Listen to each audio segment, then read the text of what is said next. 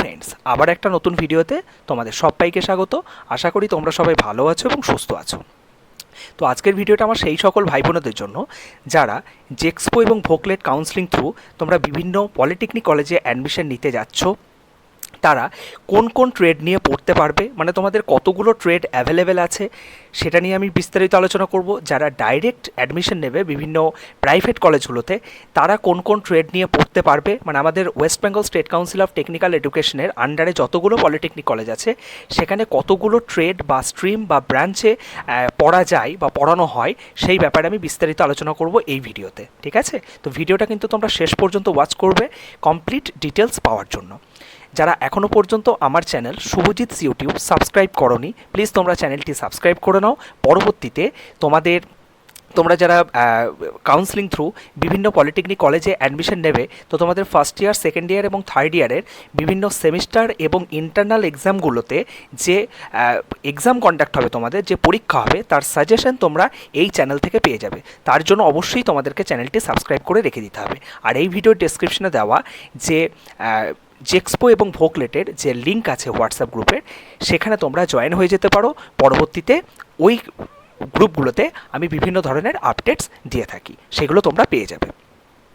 ওকে, তো তোমরা দেখতেই পাচ্ছ আমাদের যে টোটাল যতগুলো কলেজে আমরা করতে পারবো সেগুলো তোমার বিভিন্ন আমি কলেজের যে ব্যাপারগুলো আছে, মানে কতগুলো গভর্নমেন্ট কলেজ আছে, স্পন্সার্ড কলেজ আছে, কতগুলো প্রাইভেট কলেজ আছে, সেগুলো আমি ডিফারেন্ট একটা ভিডিওতে ডেসক্রাইব করব।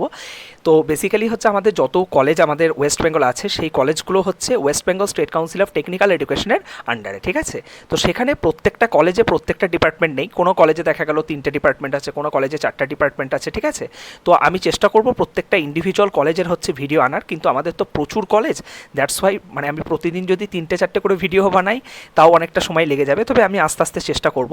তো তোমরা দেখো এখানে টোটাল 4টা কলাম আছে। ঠিক আছে, যেখানে সিরিয়াল নম্বর, লেফট হ্যান্ড সাইডে সিরিয়াল নম্বর, তার পাশেরটা হচ্ছে ব্রাঞ্চ কোড, তারপরটা হচ্ছে ব্রাঞ্চ নেম অ্যান্ড তারপরটা হচ্ছে ডিউরেশন। তোমাদের কত বছর, এই যে ডিউরেশনটা দেওয়া আছে, তো ডিউরেশনটা বেসিক্যালি 3 বছর দেওয়া আছে, মানে যারা জেক্সপো থ্রু যারা ভর্তি হবে, ঠিক আছে, যারা ফার্স্ট ইয়ারে যারা অ্যাডমিশন নেবে তাদের জন্য 3 বছর, যারা ভোকলেট দিয়ে অ্যাডমিশন নেবে তাদের কিন্তু 2 বছর। ঠিক আছে, তো এই যে তোমরা দেখতে পাচ্ছ একদম তোমাদের অ্যালফাবেটিক্যালি জিনিসটা দেওয়া আছে। ঠিক আছে, ABCD করে। তো এই যে প্রথম হচ্ছে দেখতেই পাচ্ছ যে 10টা এই পেজে, তোমরা দরকার হলে স্ক্রিনশট নিয়ে নিতে পারো। ঠিক আছে, আমি ওয়েট করছি। ওকে, নেক্সট হচ্ছে পরের পেজে তোমরা দেখতে পাচ্ছ এই যে ইলেকট্রিক্যাল, ইলেকট্রনিক্স। ওকে, তোমাদের ইলেকট্রনিক্সের আবার অনেকগুলো দেখো ভাগ আছে। ঠিক আছে, ইলেকট্রিক্যাল ইঞ্জিনিয়ারিং আছে, তারপরে ইলেকট্রিক্যাল ইঞ্জিনিয়ারিং, ইন্ডাস্ট্রিয়াল কন্ট্রোল। ওকে, দুটো এরকম আছে। ইলেকট্রনিক্সও সেরকম electrical and electronics engineering, electronics and instrumentation engineering, electrical power system, electronics and telecommunication engineering. ঠিক আছে, এরকমভাবে তোমাদের অনেক দেখো অ্যাভেলেবেল ট্রেড তোমরা দেখতে পাচ্ছ। তারপরে এই যে থার্ড স্লাইড বা থার্ড পিডিএফের যে পেজটা, সেটা তো তোমরা দেখতে পাচ্ছ 21 থেকে 30 পর্যন্ত আছে, যেখানে তোমরা দেখতে পাচ্ছ কোন কোন ট্রেডগুলো। তোমরা স্ক্রিনশট নিয়ে, আমি যদি তোমাদের পরপর বলতে থাকি অনেকটা সময় চলে যাবে। ওকে, নেক্সট এই যে তোমরা দেখতে পাচ্ছ 31 থেকে 40 পর্যন্ত যে ইয়েটা দেখতে পাচ্ছ, পিডিএফের যে স্লাইডটা দেখতে পাচ্ছ, সেখানে টোটাল 10টা ব্রাঞ্চের নাম আছে। ওকে, ঠিক আছে। নেক্সট হচ্ছে তোমাদের এই যে টোটাল দেখতেই পাচ্ছ 40টা, অ্যাকচুয়ালি এই বছর দুটো আবার নতুন অ্যাড হয়েছে। ঠিক আছে, তো সেগুলো হচ্ছে বেসিক্যালি 3 বছরের কোর্স না। ঠিক আছে, সেগুলোকে প্রপার ডিপ্লোমা বলা যায় না। তো যাই হোক, টোটাল 42টা মতো হচ্ছে তোমাদের আছে, তোমরা ট্রেড নিয়ে হচ্ছে পড়াশোনার জন্য সুযোগ পাবে। এছাড়াও আমি তোমাদের আরেকটা জিনিস বলে রাখি, যে তোমাদের বিভিন্ন ধরনের যে কলেজে তোমরা ভর্তি হবে, ঠিক আছে, সেগুলো গভর্নমেন্ট কলেজ হোক বা প্রাইভেট কলেজ হোক বা সেমি গভর্নমেন্ট বা স্পন্সার্ড কলেজ হোক, সেগুলোতে তোমাদের কত খরচা আছে সেগুলো আমি বলে দিচ্ছি। তোমাদের অ্যাডমিশন ফি দেখো কি বলা আছে, during first year admission in every year. প্রতি বছর তোমরা যখন অ্যাডমিশন নেবে, ঠিক আছে, বেসিক্যালি কারণ আমাদের প্রত্যেক বছর কিন্তু অ্যাডমিশন নিতে হয়, তখন কিন্তু 200 টাকা। টিউশন ফি হচ্ছে 50 টাকা পার মান্থ। কশন ডিপোজিট হচ্ছে 35, মানে তুমি যদি কোনো জিনিস ভেঙে ফেলো কলেজের, তার জন্য তোমাকে একটা কশন ডিপোজিট দেওয়া হয়, যেটা হচ্ছে রিফান্ডেবল। নেক্সট হচ্ছে সেশনাল চার্জ। ওকে, যেটা হচ্ছে তোমাদের সেশন চার্জ, যেটা হচ্ছে 50, মানে প্রত্যেকটা যে একাডেমিক সেশন হয় 2022 টু 23, 23 টু 24, 24 টু 25, এগুলোর জন্য হচ্ছে 50 টাকা। যদি তোমরা হস্টেলে থাকো তাহলে 50 টাকা পার মান্থ, যদি না থাকো তাহলে এটা দিতে হবে না। ইলেকট্রিক চার্জ ফর হস্টেলে হচ্ছে ইলেকট্রিক চার্জের জন্য তোমাদের 50 টাকা পার মান্থ যারা হস্টেলে থাকবে তাদের জন্য।